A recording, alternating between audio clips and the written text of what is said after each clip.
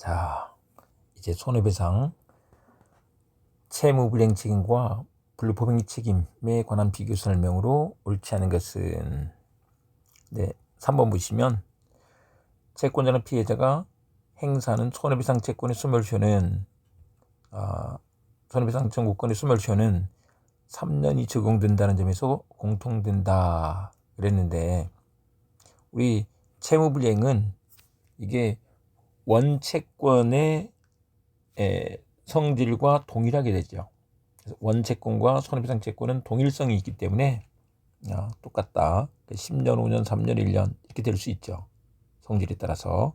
근데 불법행위는 손해 및 가해자라는 날부터 3년, 법령이 있는 날로부터 10년, 이 두 개가 있어서 다르죠. 그래서 다르다. 자, 3번 정답. 자, 21번 가시면 통상 손해에 해당하는 것은 이번에 불법행위로 영업용 물건이 멸실됐어. 그러면 일을 못하겠죠. 영업이익을 놓치게 돼. 이건 통상 손해다 이렇게 되는 거죠. 2번 정답. 그 다음에 22번으로 가시면 옳지 않은 것은 1번에 금전 채무 불이행으로 인한 손해배상을 청구하는 자는 손해를 입증해야 한다. 원래 손해배상 청구하는 사람은 손해를 입증해야 돼요. 근데 이게 금전 채무 불이행에서는 손해 입증이 필요가 없다는 거죠. 손해 입증하지 않고 손해배상을 청구할 수 있는 거죠. 그런 점에서 이제 특칙이 됩니다. 397조의 특칙이다. 그 다음에 23번 가시면 옳지 않은 것은 1번에 불법행위로 인한 손해배상 채무는 채권자의 청구가 있어야 이행지체가 된다. 근데 이 불법행위로 인한 손해배상 채무는 그냥 불법행위 성립 시부터, 불법행위 시부터 바로 이행지체가 되는 거죠. 채권자의 청구가 있어야. 틀렸습니다. 자, 24번 과실상계에 관한 설명으로 옳지 않은 것은 손익상계와 과실상계를 모두 하는 경우 손익상계를 먼저 해야 한다 그랬는데 외웠죠. 과실손상 이렇게 외우자고요. 과실상계 먼저, 손익상계 그 다음 과실손상. 5번 정답. 그 다음에 25번 과실상계에 관한 설명으로 옳은 것은 3번에 한 개의 손해배상 청구권 중 일부가 소송상 청구된 경우, 일부 청구가 있는 경우 법원은 과실상계를 함에 있어서 손해 전액에서 과실비율에 감액을 하고 잔액이 청구액을 초과하지 않을 경우 잔액을 인용해야 한다. 그래서 이런 걸 이제 외측설이라고 하죠. 3번 맞고, 그 다음에 26번 가시면 옳은 것은 4번에 채권자가 연대보증인들에 대하여 보증채무 이행을 청구하는 경우에는 과실상계 법리가 적용되지 않는다. 이 과실상계는 손해배상에서만 나오는 거예요. 그래서 채무불이행으로 인한 손해배상에서 규정을 하고 불법행위로 인한 손해배상에서 준용을 하죠. 그러니까 본래 채무를 이행 청구할 때는 적용되지 않는 게 맞죠. 그래서 표현들이라든지 이럴 때 적용되는 것이 아니다 것입니다. 자, 27번 옳은 것은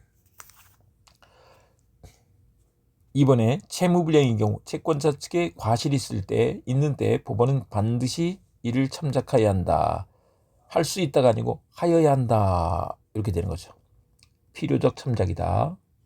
필요적 참작이 된다. 맞고, 그 다음에 우리 30번으로 바로 가겠습니다. 채무불이행 책임에 관한 설명으로 옳은 것은 이번에 채무자의 단순한 부주의라도 그것이 손해 확대의 원인이 되는 경우 과실상계할 수 있다. 과실상계하는 게 맞죠. 그 다음에 31번. 손해배상액의 예정에 관한 설명으로 옳지 않은 것은, 이게 3번.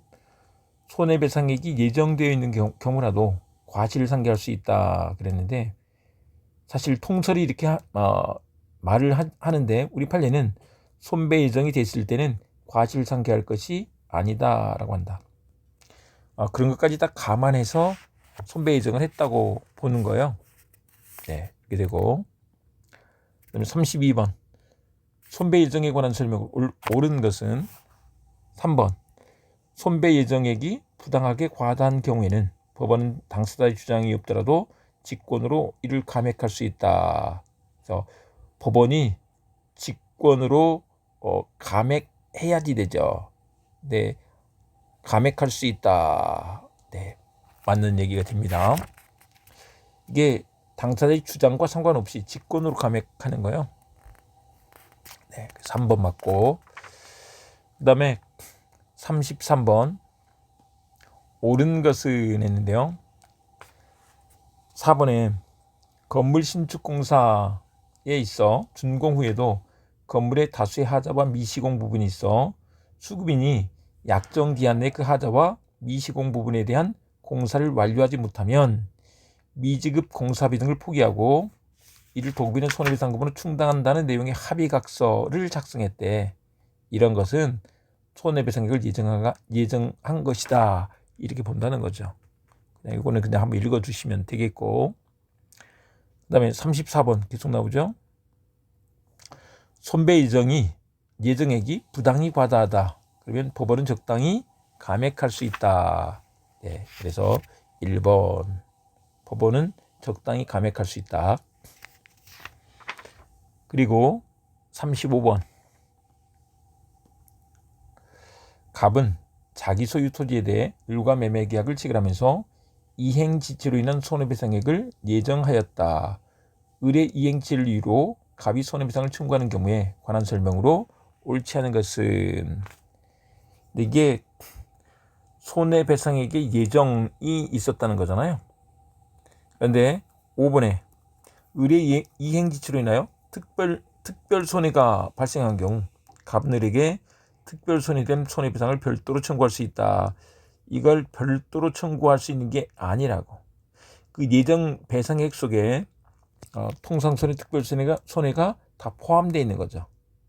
그래서 더 있다고 증액 청구를 한다든지 적다고 감액 청구한다든지 이런 게 안 된다.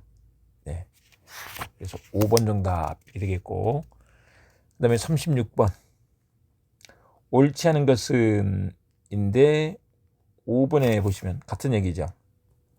손배정이 있을 때 특별손해에 대해서 청구할 수 없다. 이렇게 되어진다. 그 다음에 37번. 옳은 것은 5번에 손해배상액의 예정은 채무의 존재를 전제로 한다. 채무의 존재를 전제로, 채무가 있어야 손배 예정도 있는 거죠. 종된 계약이다. 이렇게 볼 수 있을 것입니다. 네, 이렇게 되고, 그 다음에 39번으로 가시는데요. 옳은 것은 1번에 손배 예정액이 부당히 과다한 경우에는 법원은 적당히 감액할 수 있다. 또 앞에서 계속 나왔던 얘기죠. 감액할 수 있다. 법원이 맞고, 그러면 이제 끝입니다. 그런데 우리 강제이행 파트는 좀 패스하고요. 그냥 여러 개 만들기 힘드니까 채권자 지체에서 내용 2개만 체크해 보겠습니다. 옳은 것은 그랬는데, 이번에 이자 있는 채무의 경우에 채권자 지체가 있으면, 채권자 지체가 있다는 것은 채무자가 변제 제공을 한 거죠. 했는데도 수령 거절 또는 수령 불능일 때 이제는 이자 지급 의무가 없다. 이렇게 말한다. 또 같은 것을 2번에서도 물어봤어요. 옳지 않은 것은 했는데 3번에 채권자 지체 중에서도 채무자는 약정이자를 지급할 의무가 있다. 이자 지급 의무가 없다라고 이렇게 했다고요. 네, 여기까지 해두시고, 책임재산 보전, 채권자 대입권, 채권자 지주권은 또 다음 시간에 보겠습니다.